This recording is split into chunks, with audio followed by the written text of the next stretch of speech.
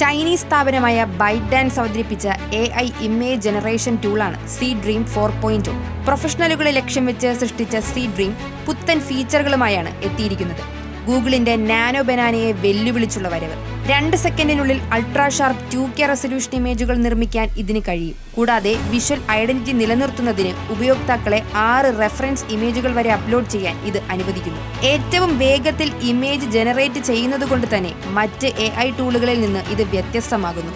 Nano ബനാനയും Seedreamഉം വ്യത്യസ്ത പ്രേക്ഷകരെയാണ് ലക്ഷ്യം വെക്കുന്നത്. സാധാരണക്കാരായവർക്ക് മൊബൈൽ ഉപയോഗിച്ച് ചിത്രങ്ങൾ എഡിറ്റ് ചെയ്യാൻ നാനോ ബനാനയിലൂടെ സാധിക്കുമ്പോൾ ഉയർന്ന നിലവാരമുള്ള അൾട്രാ ഷാർപ്പ് ഇമേജുകളാണ് Seedream നൽകുന്നത്.